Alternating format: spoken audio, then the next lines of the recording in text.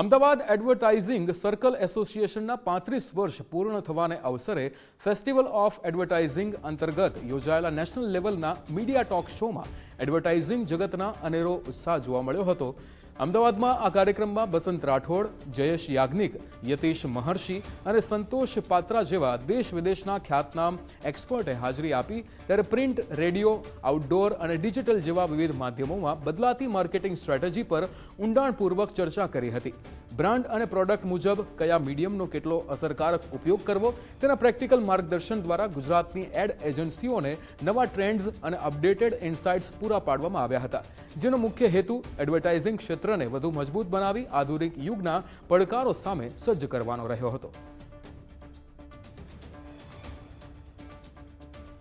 35 વર્ષ પૂરા થવા બાબતે અમે એક સિરીઝ ચલાવી છે, ફેસ્ટિવલ ઓફ એડવર્ટાઇઝિંગ।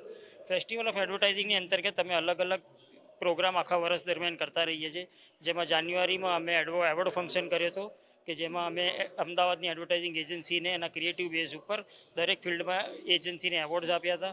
એ પછી અમે ક્રિએટિવ સ્પાર્ક યુનિવર્સિટીના સ્ટુડન્ટ્સની ક્રિએટિવિટી બહાર લાવવા માટેનું ફંક્શન કર્યું હતું, અને આજની જે ઇવેન્ટ છે એ પર્ટિક્યુલરલી અમદાવાદની એડવર્ટાઇઝિંગ એજન્સી અને અમદાવાદના જેટલા એડવર્ટાઇઝર્સ છે જે પોતાની પ્રોડક્ટની એડવર્ટાઇઝમેન્ટ કરી રહ્યા છે એમના નોલેજ શેરિંગ માટે દરેક ટોક શોનું આયોજન કરેલું।